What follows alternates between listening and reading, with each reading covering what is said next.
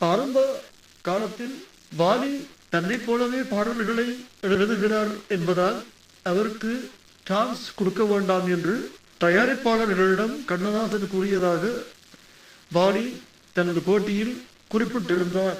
இதை பற்றி தான் கண்ணதாசனோடு விவாதித்ததாயும் அவர் கூறியிருந்தார். பிறகு இருவரும் நண்பர்களான பின் கண்ணதாசன் இப்படி கூறியதற்காக கண்ணதாசனை பழிவாங்கும் விதமாக விளையாட்டிற்கு கண்ணதாசனை டீஸ் பண்ண கண்ணதாசனின் பாடலில் வரும் கருத்தையோ அல்லது வரிகளையோ தனது சில பாடல்களில் வாலி புகுத்தி வந்தார். இப்படி சில பாடல்களை வாலி செய்திருந்தது அநேகமானவருக்கும் தெரிந்திருக்கும்.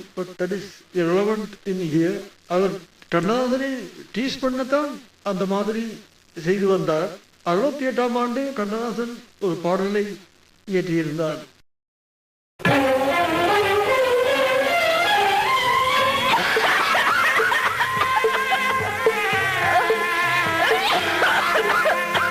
ஏறிடும் கூட்டத்தை ஏற்றிவிட்டு அந்த ஏணி இருக்கும் அம்மா, அது ஏறுவதில்லை அம்மா. ஏறிடும் கூட்டத்தை ஏற்றிவிட்டு அந்த ஏணி இருக்கும் அம்மா, அது ஏறுவதில்லை அம்மா. கரை ஏறிய மாந்தர்கள் எட்டி உதைத்து பின் தோணி மிதக்கும் அம்மா, அலை மோதி கிடக்கும் அம்மா.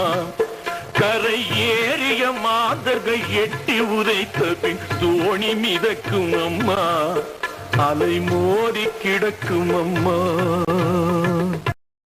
இதே கருத்தை கண்ணதாசனை டீஸ் பண்ணும் விதமாக 72ஆம் ஆண்டு வாலி தனது பாட்டில் இப்படி எழுதினார்.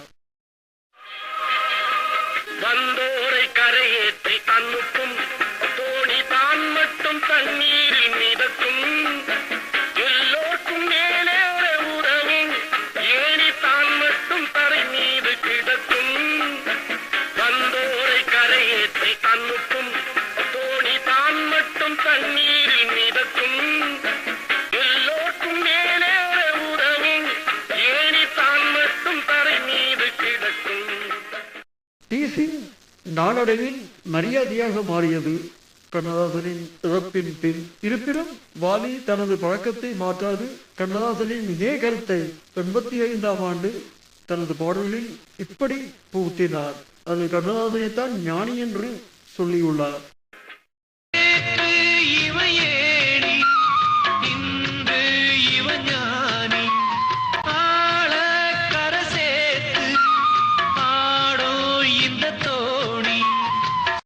You be the judge.